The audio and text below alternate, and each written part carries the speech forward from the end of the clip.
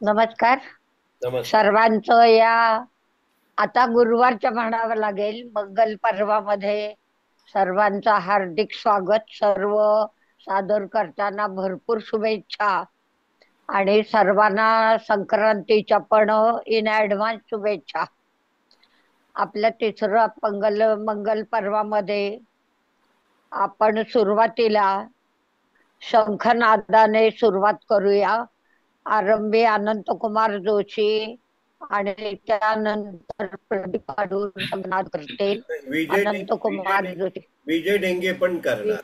हा. विजयजी ढेंगे पण आहेत ते करतील. विजयराव अनम्यूट करा. हा, आनंद कुमार.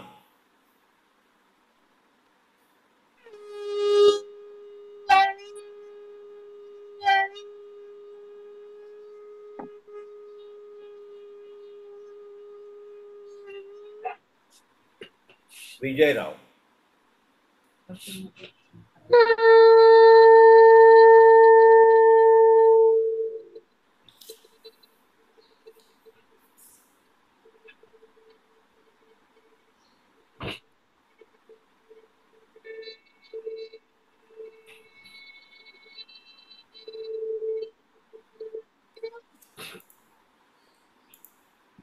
प्रदीप अडूर.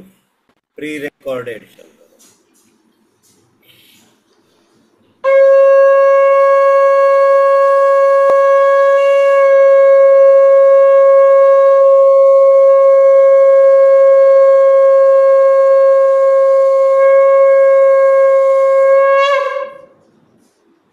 आपल्या सादरीकरणाचा हा शुभारंभ श्री अनंत कुमार जोशी, श्री प्रदीपजी अडूर आणि विजय जिरगे यांच्या अत्यंत सुमधुर शंखनादानं झालेला आहे. पुढची सूत्र श्री खानोलकर सरांकडे. या सादरीकरण या कार्यक्रमाची सूत्र डॉक्टर शुभदाताई खटावकर यांच्याचकडे आहेत, परंतु त्यांनीही सादरीकरण करावं असा आपला आग्रह असतो आणि म्हणून डॉक्टर शुभदाताई खटावकर यांना मी प्रथम विनंती करतो की त्यांनी सादरीकरण करून घ्यावं आणि मग बाकीच्यांचं सादरीकरणाचं समीक्षा करण्यासाठी तुम्हाला वेळ राहील. डॉक्टर शुभदाताई खटावकर, करा, सुरुवात करा. नमस्कार. नमस्कार. पुस्तकात अशी शोधाशोध करत असताना 1996 ला लिहिलेला एक लेख, जो त्यावेळच्या भारतीय शिक्षण मध्ये प्रसिद्ध झाला होता. आणि नाशिकच्या एका सरांनी मला अशी विनंती केली की मॅडम तुम्ही आता नोकरी सोडा आणि लेखनच करा. असं मला त्यांनी विनवलं होतं, पण घरच्या परिस्थितीचा विचार करून मला माझी नोकरी पुढेच ठेवावी लागली. आणि सगळ्यांना आवडलेला, प्रसिद्ध झालेला आणि माझ्याही आवडीचा असा एक लेख, ज्याचं नाव आहे ज्ञानदाता निसर्ग. म्हणजे निसर्ग हा गुरु. 4 भागामध्ये मी वाचणार आहे. आज त्याचा पहिला भाग मी सादर करते. सर्वांना नमस्कार. ज्ञानदाता निसर्ग. ज्ञानदाता निसर्ग. हिरव्या पिवळ्या माळाकडून हिरवी पिवळी शाल घ्यावी. हिरव्या पिवळ्या माळाकडून हिरवी पिवळी शाल घ्यावी. भरलेल्याच्या भीमेकडून तुकोबाची माळ घ्यावी. भरलेल्याच्या भीमेकडून तुकोबाची माळ घ्यावी. सह्याद्रीच्या कडेकडून छातीसाठी ढाल घ्यावी. सह्याद्रीच्या कड्याकडून छातीसाठी ढाल घ्यावी. विंदा करंदीकरांनी कोणाकडून काय घ्यावे, या आपल्या कवितेत वरील काव्य पंक्ती चपखलपणे योजून चिरंतन अनादी अनेक रूपातून व्यक्त होणाऱ्या गुरूंबद्दलचा आत्मविश्वास व्यक्त केला आहे. हे गुरु म्हणजे दुसरं तिसरं कोणी नसून आपल्या अवतीभोवती नानाविध रंगात, नानाविध रूपात नटलेला हा अफाट निसर्ग. आपल्या प्रत्येक स्पंदनातून नित्य नूतनतेचा साक्षात्कार घडवणं हा तर त्याचा स्वभाव. परंतु त्या स्पंदनामागची खरी खुरी प्रेरणा म्हणजे माणसाला दिलेले जणू शिक्षण पाठ. ही अवघी सृष्टी सत्य शिव सुंदराच्या त्रिवेणी संगमात अष्टप्रहर आपली कर्मपूजा यथासांग पार पाडित असते.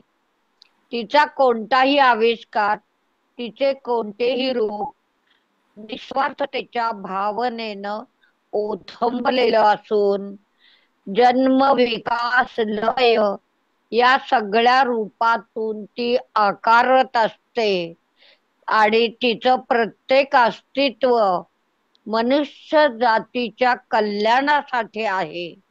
म्हणूनच आपण निसर्गाला आपली मोठी माता, थोर माता असे म्हणतो. निसर्गालाच आपण सृष्टी असेही संबोधतो. हा निसर्ग म्हणजे जणू बिनभिंतींची शाळाच आहे, असे महाराष्ट्राचे आधुनिक वाल्मिकी श्री गदिमा म्हणत.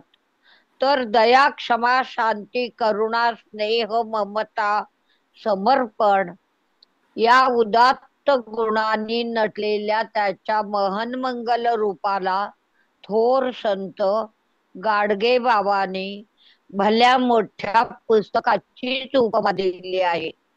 आणि ते पुढे म्हणतात, हे पुस्तक मस्त वाचित हिंडण्याचा तुम्हाला सर्वांना मी संदेश देतो.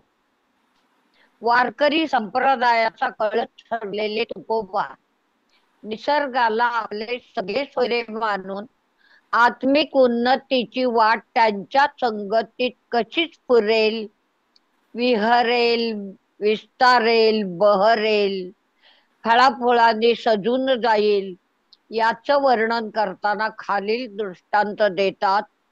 वृक्षवल्ली आम्हा सोयरी वनचरे, पक्षी सुस्वरे आळविते. वृक्षवल्ली आम्हा सोयरी वनचरे, पक्षी सुस्वरे आळविते. येणे सुखे रुचे एकांताचा वास, येणे सुखे रुचे एकांताचा वास, नाही गुण दोष अंगा येत. आकाश मंडप पृथ्वी आसन, रमे तेथे मन क्रीडा करी. आकाश मंडप पृथ्वी आसन, रमे तेथे मन क्रीडा करी. कंथा कमंडलू देह उपचारा, कंथा कमंडलू देह उपचारा, वाजवितो वारा अवसरू. हरिकथा भोजन परवडी विस्तार, हरिकथा भोजन परवडी विस्तार, करोनी प्रकार सेवो रुचे, करोनी प्रकार सेवो रुचे. तुका म्हणे होय मनाची संवाद, शेवटच्या ओळी अत्यंत महत्वाच्या. तुका म्हणे होय मनाची संवाद, आपुलाची वाद आपणाचे. संत तुकारामांनी अत्यंत डोळसपणे सृष्टीचक्राचे जे निरीक्षण परीक्षण केले त्याचे अत्यंत मोजके खूपच प्रभावी आणि सार्थ चित्रण आपल्या अभंगातून साकार करून समस्त मानव जगतावर अनन्यसाधारण उपकार केले. आणि त्यांच्या या निरीक्षण अभ्यासाचा परिणाम म्हणजे त्यांनी स्वतःचे अत्यंत अल्प परंतु एकमेवाद्वितीय असे केलेले मूल्यमापन म्हणजे अनुरणीया थोकडा, अनुरणीया थोकडा तुका आकाशा एवढा, तुका आकाशा एवढा. सांडिली त्रिपुटी दीप उजळला घटे. एवढेच नव्हे तर त्यांचे सर्वोच्च सर्वांग सुंदर रूप म्हणजे तुका म्हणे आता उरलो उपकारा पुरता. ही तरतम भावना, ही उदात्त भावना तुकारामांना कोणत्याही मानवी गुरुकडून मिळाली नसून निसर्गाच्या अखंड शिक्षण स्रोताचे हे हृदयंगम रूप मानावे लागेल. इथे पहिला भाग संपतो आहे. पुढचा भाग पुढच्या वेळेला. धन्यवाद. वा वा डॉक्टर सुंदर झालं, सुंदर. खूप छान, मस्त धन्यवाद. मस्त मस्त. खूप छान, खूप खूप छान, छान. खूप छान सुभदाताई. पुढे खूप पुढे छान ताई, धन्यवाद. मस्त. धन्यवाद. खूप छान छान, छान शुभदाताई, धन्यवाद. छान. पुढे असेच चालू ठेवा. धन्यवाद. खूप छान. थँक्यू. छोट आहे. आपल्या समोर आता भारतीताई खानोलकर सादरीकरण करतायत. भारतीताई करा, सुरुवात करा. नमस्कार सर्वांना. नमस्कार. आज मी स्वरचित कविता म्हणते, वा वा वा. वाचते आहे. पर्णपान. दूर कोठुनी पर्णविमान आले माझ्या दारी. दूर कोठुनी पर्णविमान आले माझ्या दारी. विलोभनीय झोके घेत विसावले अंगणी. विलोभनीय झोके घेत विसावले अंगणी. उचलून घेतले हर्षाने पायी रंगछटा नवलाई. पिवळी तांबूस हिरवी पोपटी नारंगी मनमोही. उचलून घेतले हर्षाने पायी रंगछटा नवलाई. पिवळी तांबूस हिरवी पोपटी नारंगी मनमोही. आई आई पुकारून दावी नवलतीयेला. आई आई पुकारून दावी नवलतीयेला. समज देई बदाम वृक्षाचे पान हे सानुल्या. समज देई बदाम वृक्षाचे पान हे सानुल्या. छंद विविध आकार पर्णे पुस्तकी जपण्याचा. छंद विविध आकार पर्णे पुस्तकी जपण्याचा. हट्ट धरला बदाम वृक्ष मी दारी लावण्याचा. हट्ट धरला बदाम वृक्ष मी दारी लावण्याचा. आई म्हणे ऐक नीट. आई म्हणे ऐक नीट. पानाचा आहे मोठा मान. पाना वाचून आपले हालत नाही पान. पाना वाचून आपले हालत नाही पान. बेल तुळस दुर्वा आघाडा वाहते देवांच. बेल तुळस दुर्वा आघाडा वाहते देवांच. अळू पालक मेथी आंबाडी भाजी असे भोजनास. अळू पालक मेथी आंबाडी भाजी असे भोजनास. कोवळे लाल पिंपळ पान. कोवळे लाल पिंपळ पान जणू कृष्णाची पावले. जणू कृष्णाची पावले. पुस्तकी ठेविता पिंपळ पान सुरेख जाळी पडे. पुस्तकी ठेविता पिंपळ पान सुरेख जाळी पडे. फुलदाणीत शोभा वाढविती फुले पाने. फुलदाणीत शोभा वाढविती फुले पाने. शुभ कार्यात मान मोठा केळी खांब आंबा पाने. शुभ कार्यात मान मोठा केळी खांब आंबा पाने. बालपणी पेपर पानांनी दिला मोद खूप. बालपणी पेपर पानांनी दिला मोद खूप.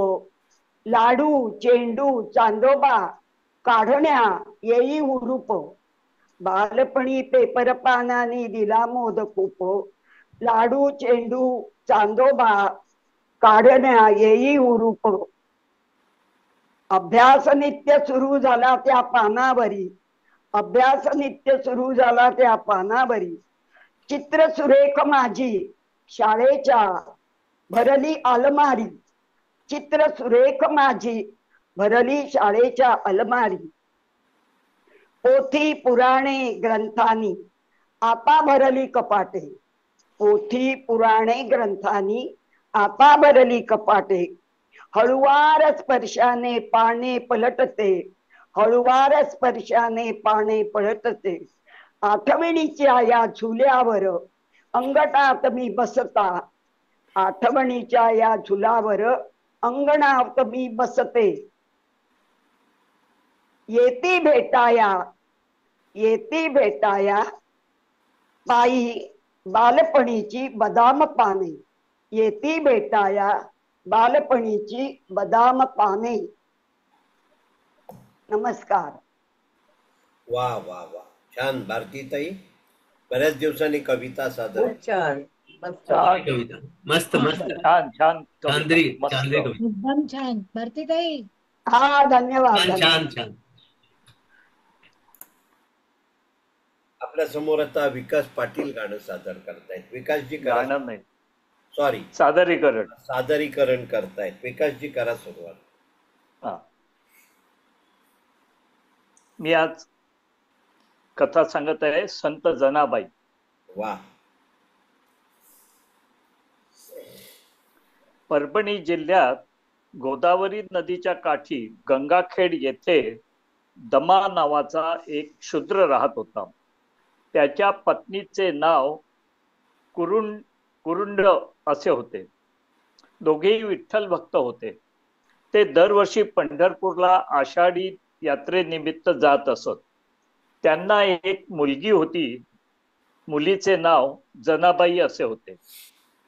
दमा जेव्हा पंढरपूरला जाई तेव्हा जनाबाईला देखील बरोबर नेत असे. लहानपणापासून जनाबाई पांडुरंगाचे नामस्मरण करीत असे. जनाबाई 6-7 वर्षाची झाली. दमा, कुरुंड व जनाबाई पंढरपूरला गेले. दमा व कुरुंड दोघेही पंढरपूरच्या यात्रेत मरण पावले. जनाबाई रडत होती. जनाबाई विठ्ठलाची विनवणी करीत होती. विठ्ठलाला जनाबाईची दया आली व त्याने जनाबाईची व्यवस्था लावण्याचे ठरविले. नरसी ब्राह्मणी येथील दामा शेट्टी व त्याची पत्नी गोणाई हे पंढरपूरच्या यात्रेला आले होते. ते दोघेही विठ्ठलाचे भक्त होते. त्यांना जनाबाई रडत असताना दिसली. त्यांना मूल बाळ नव्हते. त्यांना जनाबाईची दया आली. त्यांनी जनाबाईला बरोबर घेतले व ते आपल्या घरी गेले. जनाबाई त्यांच्या घरी सर्व कामे करू लागली आणि राहू लागली.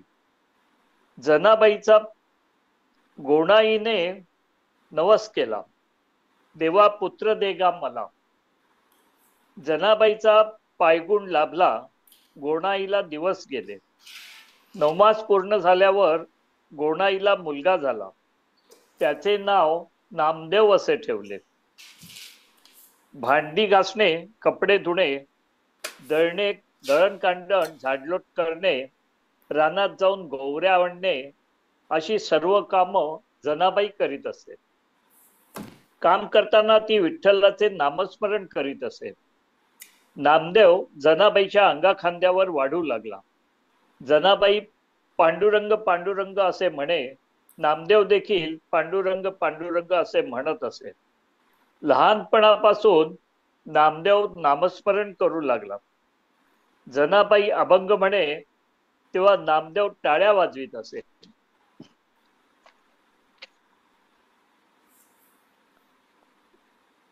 देव जनाबाईला काम करण्यास मदत करीत असे. काम झाल्यावर देव जनाबाई बरोबर गप्पा मारत बसे किंवा तिच्या बरोबर गाणे म्हणत असे. देव इतरांना दिसत नसे, पण त्याचा आवाज इतरांना ऐकू येत असे. जनाबाई एकटीच गाणे गात असताना गोणाईने पाहिले, पण गोणाईला दुसरा आवाज ऐकू आला. गोणाईने जनाईला विचारले, तुझ्या बरोबर कोण गाणे गातं? मी नेहमीच दुसरा आवाज ऐकते. दामाशेट्टी नरसी ब्राह्मणी हे आपले गाव सोडून पंढरपूरला राहायला आले होते. दिवसभर कष्टाची कामे करून जनाबाई थकून गेली होती. रात्री जेवण केल्यावर अंथरुणावर अंग टाकल्याबरोबर जनाबाईला झोप लागली. मध्यरात्रीच्या सुमारास राजाईने जनाबाईला झोपेतून जागे केले व हाराभर धान्य जनाबाईला दळावयास दिले. जनाईने दळण्यास सुरुवात केली. दळताना ती ओव्या म्हणू लागली. आज मी इथे थांबतोय. पुढचा भाग पुढच्या भागात. आता पुढे विठ्ठल येईल ते दाखवलं जाईल. नमस्कार. छान छान मस्त सुंदर. खूप छान, खूप छान.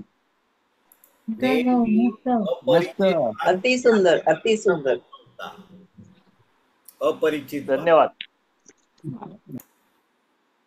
आता आपल्या समोर महेश वैजापूरकर सादरीकरण करतायत. महेशजी करा, सुरुवात करा.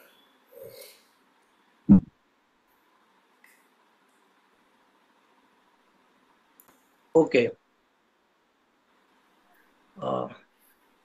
मागच्या वेळेला मी जे कविता सादर केली होती त्याचा पुढचा भाग आहे. सुखाचा स्पर्श भाग 2. हम्म.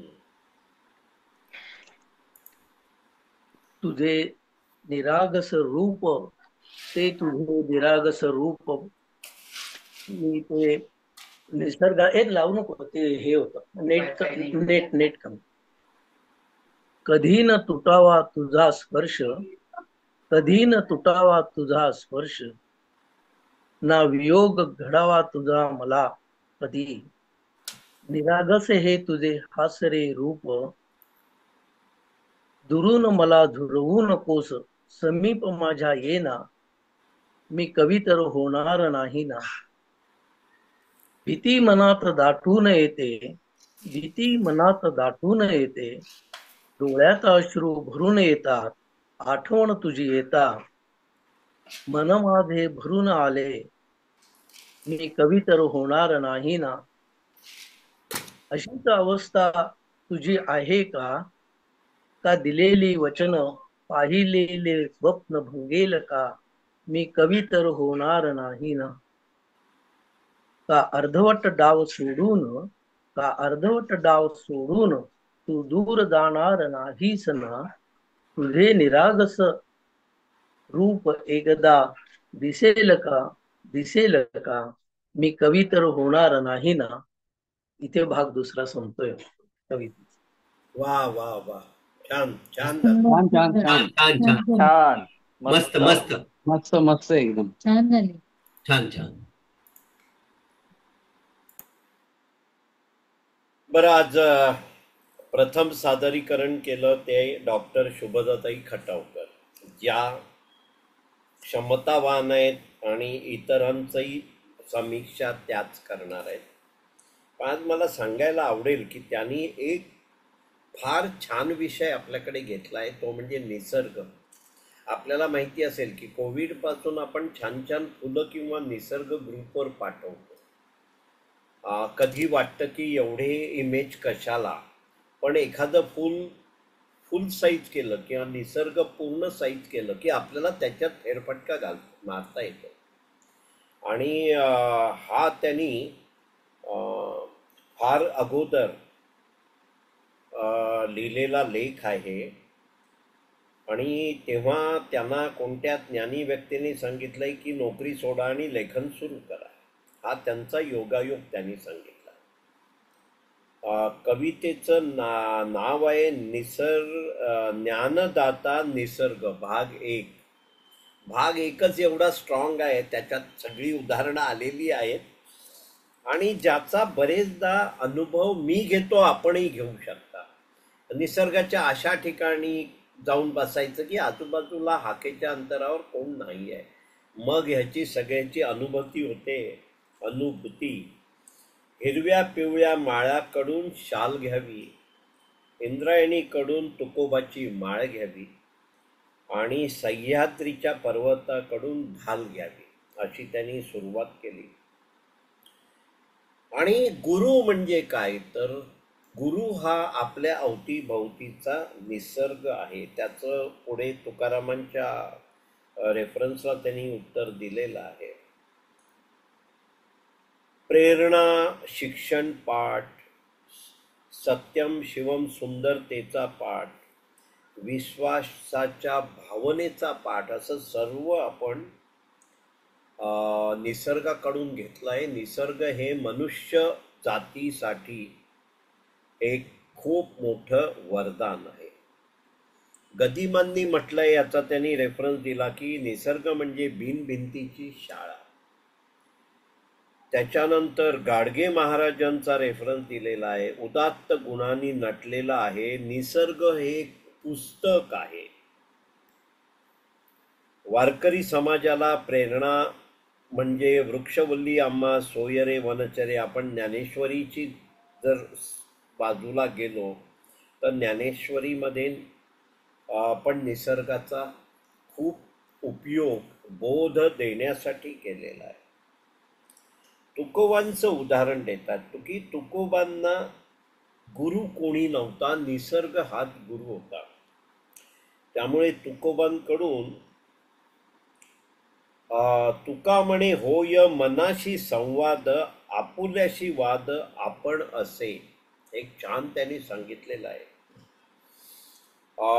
त्याच्यानंतर अनुरणीया थोकडा तुका आकाशा ये बडा. आणि हे आपल्याला निसर्ग शिकवू शकतो की एखादी सूक्ष्म वस्तूचं पण किती मोठं स्वरूप घडू शकतं. तुका म्हणे आता उरलो उपकारा पुरता. आता हे पण निसर्गानेच दिलेलं आहे. निसर्गाने अविरहत आपल्या शरीराने, शरीरातल्या हृदय मेंदू या सगळ्या भागांनी आणि निसर्गाने अविरहत फक्त दिलं आहे. म्हणजे निसर्ग जपा असं जे सांगितलं जातं त्याचं दुसरं उत्तर आहे निसर्गाचा ऱ्हास करू नका, जपण्यासाठी काही करू नका तुम्ही. आणि शरीराचं आणि निसर्गाची इथे तुलना होऊ शकते. डॉक्टर शुभदाताई, खूप रुचला, खूप आवडला विषय, पण मला सगळ्या ज्येष्ठांना सांगायला आवडेल की आठवड्यातून जर एखाद दिवस जमलं तर अशा ठिकाणी फेरफटका मारून यायचा की जिथे फक्त निसर्ग असेल आणि निसर्ग आपल्याला खूप देतो. एवढं म्हणून मी इथे थांबतोय. आणि पुढची समीक्षा करण्यासाठी मी डॉक्टर शुभदाताई खटावकर यांना विनंती करतो. डॉक्टर अनम्यूट करा आणि सुरुवात करा. हा, नमस्कार सर, धन्यवाद. आपण अत्यंत सहृदयी भावनेनं लेखाचं परीक्षण केलं, खूप आवडलं. कारण निसर्ग हा माझा अत्यंत जिव्हाळ्याचा विषय आहे. आता सर्वांच्या सादरीकरणाकडे आपण वळूया. भारतीताई खानोलकरांनी एक स्वरचित कविता पर्णपान, म्हणजे नावातच त्याच्या पर्ण आणि पान हे दोन्ही आशय व्यक्त झाले. दूर कोठोनी पर्णपान विमान आले माझ्या दारी, आणि म्हणजे झोके घेत उतरले अंगणी. यमक खूप छान साधलं. हिरव्या पोपटी नारंगी रंगानी मनाला वेधून घेण्याची त्याची असलेली क्षमता आणि ते उचलून घ्यावं हा मनाला झालेला जो अत्यंत मोह आहे, पुढे ते उचलून घेतल्यावर रंगांनी मोहवलं आणि नवलांनी समज दिले आणि सांगितलं मी कोण आहे. म्हणजे लहानपणी आपल्याला सगळी पानं माहीत नसतात, पण त्या पानाने आपली ओळख करून दिली की मी कोण आहे, तर बदाम वृक्षाचं मी पान आहे अशी प्रस्तावना झाली. मग छंद विषय वगैरे यांच्यातून ते पुस्तकी कसं जपायचं, म्हणजे नंतर हट्ट केला की आपल्या अंगणी ते लावावं. पानाचा मोठा मान आहे आणि पानाविना आपलं आयुष्य असमर्थ आहे असं म्हटलं तरी चालेल. भगवंताची पूजा करताना बेल, तुळस, दुर्वा यांचा होणारा उपयोग आणि त्यांची मिळणारी संगत आणि जेवणामध्ये विविध भाज्यांचं जे काही संमेलन असतं त्यामुळे नुसती भूक भागत नाही, तर मिळणारी जी काही शक्ती प्रेरणा आहे त्यांचाही उल्लेख झाला. पुढे ही फुले पाने फुलदाणीची शोभा कशी वाढवतात, केळीच्या पानांनी लग्न समारंभ कसे सजतात, आंब्याच्या पानाचा शुभ कार्यासाठी कसा उपयोग होतो, आणि बालपणी ज्या मोदानी त्या पानांचं जे काही स्वागत केलं होतं किंवा अंतरी त्यांची आठवण साठवली होती, तर त्या पुढे पानांवर लाडू, चेंडू, चित्रकला वा यांचा वापर करण्याकरता आणि अभ्यास वाढलेला चित्राने पुढे तर अलमारी भरून गेली, पुढे पोथ्या पुराणांची पानं पण हाती आली आणि आठवणींच्या झुल्यावर आजही मी अंगणी जेव्हा बसते तेव्हा ती बालपणीची पानं मला भेटायला येतात. हे जे त्यांचं मानवीकरण केलेलं आहे ते खूप छान झालं आहे. सर्व पानांचं संमेलनच जणू या कवितेत भरलं. सर्व पानांचा संगम इथे अनुभवायला मिळाला. खूप लय चांगली होती, सूर चांगली होती आणि नादही चांगला होता. या सगळ्यांना साधून मला बालकवींच्या इंदिरा संतांच्या कविता आठवल्या की इंदिरा संत जेव्हा एकट्या असायच्या घरामध्ये तेव्हा त्यांना असं वाटायचं मी एकटी कुठे आहे. जरी वेढले या भिंतींची या वृक्षांची मजला सोबत. आणि हा अनुभव आपणही घेऊ शकतो. माझ्याही खिडकीतून मला दिसणारे 2-3 वृक्ष माझी सतत साथ करतात आणि मला साथ घालतायत असं वाटतं. म्हणजे आपण ज्या पद्धतीने जगण्याचा विचार करू त्या पद्धतीने आपली कविता फुलत जाते आणि निसर्ग आपल्याला जी प्रेरणा देतो ती प्रेरणा आपण शब्दातून व्यक्त करायचा प्रयत्न केला तर पर्णपानासारखी एक सुंदर कविता जन्माला येते. भारती ताईंचं मनापासून अभिनंदन आणि पुढील काव्यासाठी सादरीकरणासाठी त्यांना भरपूर शुभेच्छा. विकास पाटलांनी संत जनाबाईचं चरित्र आपल्याला सांगितलं की दमा आणि करुंड या दाम्पत्याच्या पोटी त्यांना एक जना नावाची मुलगी यात्रेत सापडली. म्हणजे ते आपल्या मुलीला यात्रेत घेऊन गेले. पण त्या 7 वर्षाची झाल्यानंतर मात्र दमा आणि करुंड हे देवाला प्रिय झाल्यानंतर दामा शेटे आणि त्याची पत्नी गोणाई यांना ही जनी सापडली. पोटी पुत्र संतान नसल्यामुळे जनाबाईला त्यांनी घरी नेलं आणि असं म्हणतात की कुणाच्या तरी मुलावर प्रेमछत्र माया केली की आपल्याही पोटी पुत्र संतान जन्मत.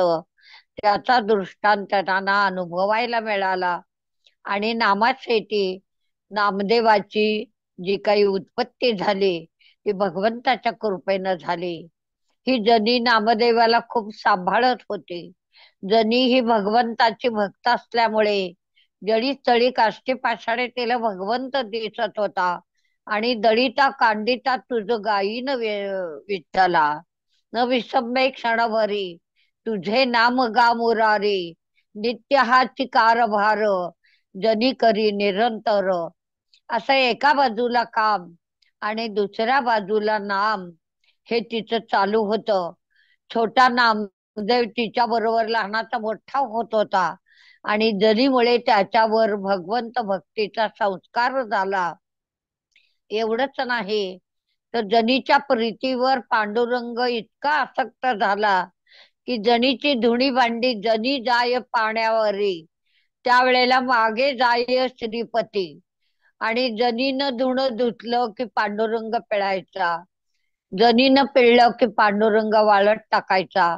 एवढंच नाही तर जनी जेव्हा या सगळ्या 14 माणसं होती नामाजीच्या कुटुंबामध्ये आणि त्या 14 जणांचं धान्य जनीला दळावं लागायचं त्यावेळेला जनी फक्त भगवंताची मनापासून आठवण करायची. भगवंत भक्तीनं धावून यायचा आणि जनीला दळू लागायचा. इथपर्यंतची कथा आपल्याला अत्यंत सुरसाची विकास भाऊनी सांगितली. संत वाङ्मय हा माझ्याही आवडीचा अत्यंत विषय आहे जिथे आपलं मस्तक सदैव रमतं आणि नमतं आणि म्हणून आपल्या मनाला नमन करण्याची जी ताकद आहे ती संत वाङ्मयामध्ये आहे. त्याचा आजही आपण मनापासून अभ्यास केला पाहिजे. तो या पद्धतीने या रूपाने आपल्याला अनुभवायला मिळाला हे आपलं भाग्य. त्यामुळे विकास भाऊंचे मनपूर्वक आभार आणि अभिनंदन. महेश वैजापूरकरांनी एक छोटीशी कविता आपल्याला दुसऱ्या भागामध्ये, सुखाचा स्पर्श भाग 2, ही ऐकवली.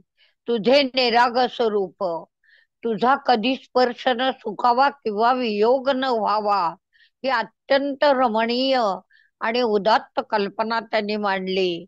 आणि सगळ्यात महत्वाचं म्हणजे तुझ्या वियोगाने मला दुःख होऊ नये.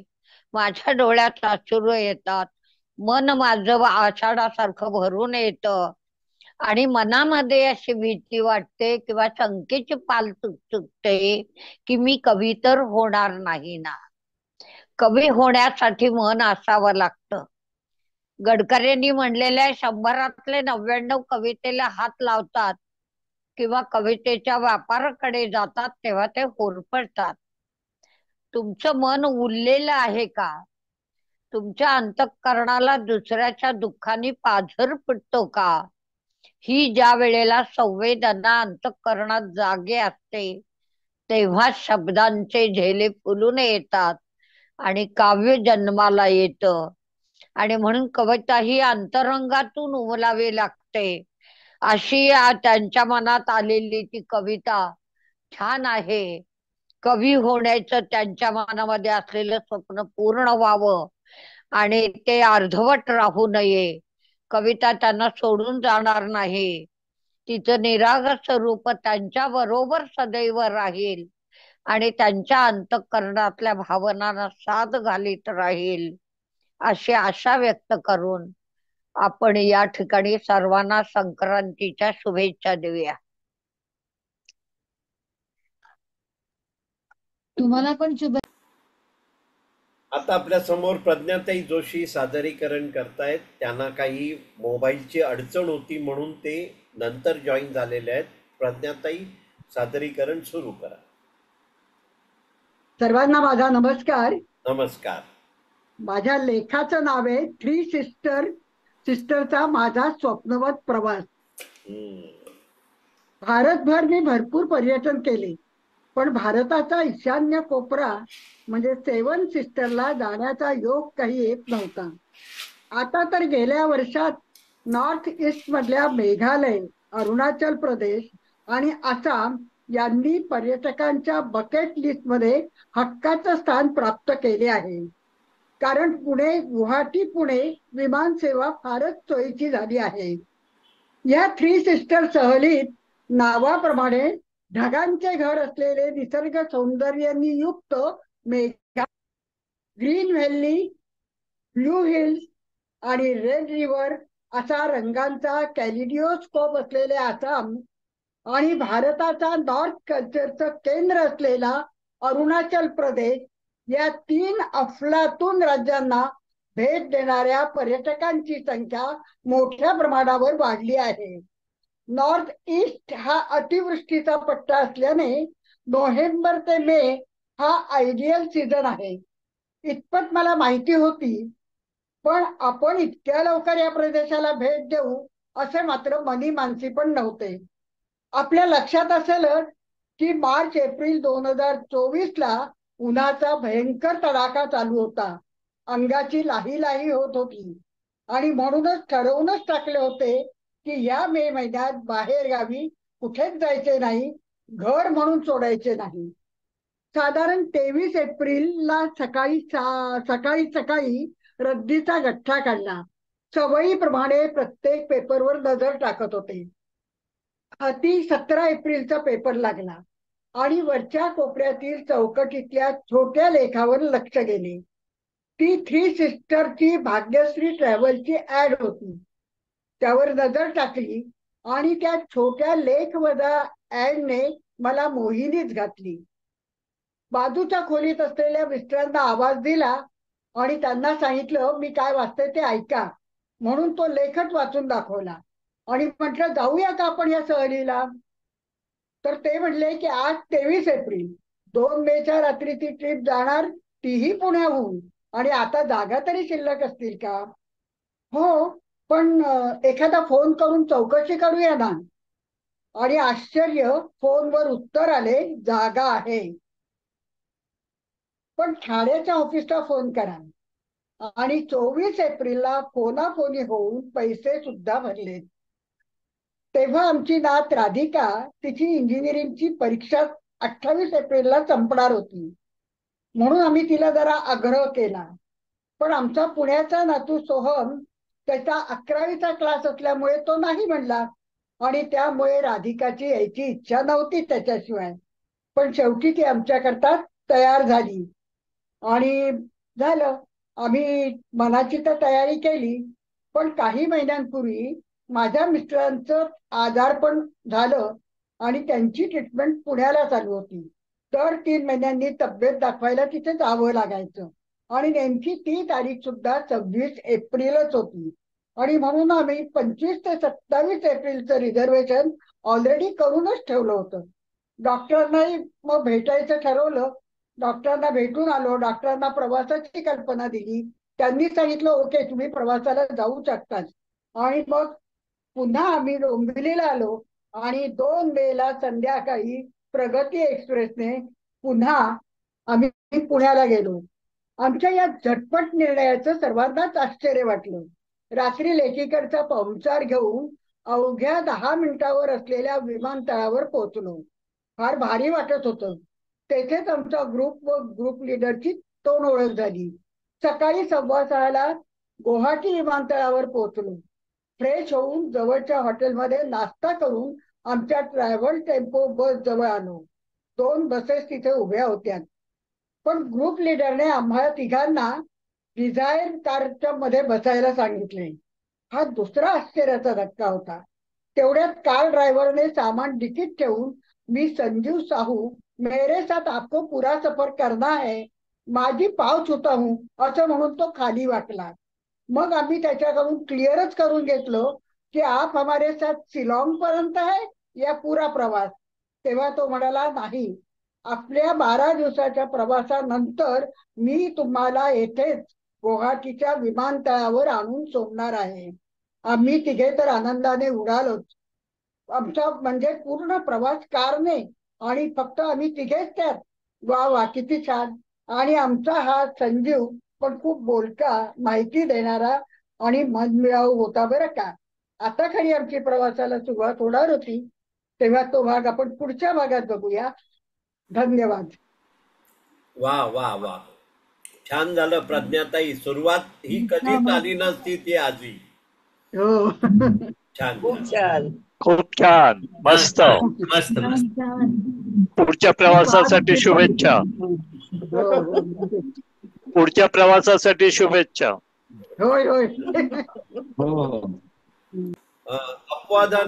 अपवादाने नियम सिद्ध होतो त्याप्रमाणे आपल्या प्रज्ञाताई जोशी यांचं सादरीकरण लगेच ताज गरम असताना डॉक्टर शुभदाताई समीक्षा करणार. डॉक्टर शुभदाताई करा सुरुवात. सर्वांचा आनंद हा आपला आनंद असल्यामुळे आनंदाने आनंद वाढवणे हीच आपली विरंगुळ्याची प्रेरणा आहे. ती आजच्या कृतीतून सिद्ध झाली आणि त्यामुळे इथे सादरीकरण करण्याची संधी पण मिळाली. त्याने मेघालय, अरुणाचल आणि आसाम या प्रदेशांचं आपलं असलेलं हक्काचं स्थान स्पष्ट केलं. त्यात असलेल्या निसर्ग सौंदर्याचं वर्णन केलं आणि हा अतिवृष्टीचा टप्पा पण एवढ्या ठिकाणी कसं जाता येणार 24 मार्चला कळलं. आणि 23 मार्चच्या रात्री त्यांचं म्हणणं आहे की आपण 23 एप्रिलला फोन करून विचारणा केली, जागा मिळेल का हा मोठा प्रश्न होता. पण अंतरीची इच्छा प्रबळ एव्हीच्या उपस्थितीची नोंद मी घेतली आहे. काही प्रॉब्लेम झाला का? नाही चालू होऊन दे तुमचं. तर फक्त एकच दिवस प्रवासाला राहिलेला असताना त्यांच्या अंतःकरणातल्या प्रबळ इच्छेने जो जोर केला त्यामुळे त्यांना रिझर्वेशन मिळालं. पुन्हा फोनीवर सगळं पुढचं कार्यक्रम ठरला. नंतर नातीची परीक्षा, पुण्याचा नातू कसा येणार हे सगळे प्रश्नही सुटले. आणि सगळ्यात महत्वाचं म्हणजे मिस्टरांचं झालेलं आजारपण आणि 25 ते 27 हे डॉक्टरांचे घेतलेले अपॉइंटमेंट, या सगळ्या गोष्टी मनामध्ये अशा भय दाटून आलं की आता काय होणार, कसं होणार. पण अंतरीचे धावे स्वभावे बाहेरी, किंवा आपला मनाचा संकल्प जर इतका प्रबळ असेल तर आलेल्या अडचणी कशा आपल्याला पार करतात, त्याचं हे एक सुंदर उदाहरण. डॉक्टर भेटले, डॉक्टरांना प्रवासाची कल्पना दिली, त्यांनी दिलेल्या ओके हा सिग्नल दोघांसाठी अत्यंत महत्वाचा होता. आणि मग 2 मेला संध्याकाळी त्या प्रगती एक्सप्रेसने पुण्याला गेल्या. लगेचच 10 मिनिटावर असलेल्या विमानतळामध्ये पोहोचल्या. तिथे प्रवासाला जाणारा ग्रुपही लगेच भेटला आणि दुसऱ्या दिवशी सकाळी त्या तिथे पोहोचल्या. 2 बसेस उभ्या होत्या, पण दैव इतकं बलवत्तर होतं की त्यांना कार मध्ये बसण्याची आणि 12 दिवसांचा सगळा प्रवास कार मधून करण्याची सुसंधी प्राप्त झाल्यानं प्रवासातला आनंद आणि जे काही टेन्शन असतं ते अजिबात उरलं नाही.